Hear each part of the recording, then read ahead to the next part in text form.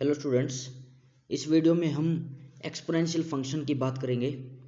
देखो, exponential function जो होता है ए की पावर एक्स फॉर्म का होता है, और अगर हम जो ए की वैल्यू है उसको 0 से बड़ा और 1 से छोटा लेकर चलते हैं तो जो ग्राफ बनता है वो डिक्रीजिंग फंक्शन बनता है।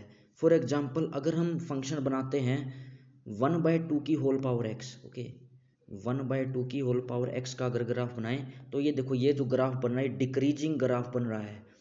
और अब इसकी जो डोमेन है ये कंप्लीट रियल लाइन है, ये हर एक रियल नंबर पर डिफाइन होता है। और लेकिन इसकी जो रेंज है, रेंज इसकी पॉजिटिव साइड आ रही है, यानी कि ये कभी भी जीरो वैल्यू को रेंज में नहीं ले रहा है, ये कभी भी एक्स एक्सिस को टच नहीं करेगा, ओके। और इसकी जो रेंज क्या आएगी, फिर रेंज आएगी ओपन 0 से लेकर इन्फिनिटी तक, ये इसकी रेंज आएगी।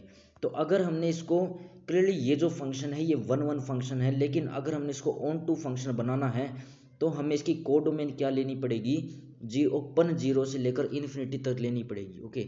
ऐसे ही अगर हम बात करते हैं, जब हम ए की वैल्यू को 1 से बड़ा लेते हैं, फॉर एग्जाम्पल 2 की पावर अगर एक्स का ग्राफ बनाएं, 2 की पावर अगर एक्स का ग्राफ बनाते हैं तो ये एक इंक्रीजिंग फंक्शन होता है। और दोनों जो ग्राफ हैं, अगर हम ए की वैल्यू को लेस देन 1 लेते हैं और ए की वैल्यू ग्रेटर देन 1 लेते हैं, दोनों जो ग्राफ हैं यहाँ वाई एक्सिस को 0 1 पर कट करते हुए जाएंगे। क्लियरली ये जो ग्राफ है ये भी एक इंक्रीजिंग फंक्शन है, और ये भी कभी भी एक्स एक्सिस को टच नहीं करेगा, यानी कि इसकी रेंज में कभी भी 0 नहीं आएगी। और इसकी जो रेंज है, रेंज जो आएगी ओपन 0 से लेकर इन्फिनिटी आएगी, ओके। तो क्लियरली ये जो फंक्शन है ये हमारा 1 फंक्शन है, लेकिन ऑन टू कब बनेगा, जब हम इसकी कोडोमेन को लेंगे 0 से लेकर इन्फिनिटी, ओपन 0 से लेकर इन्फिनिटी लेंगे, ओके।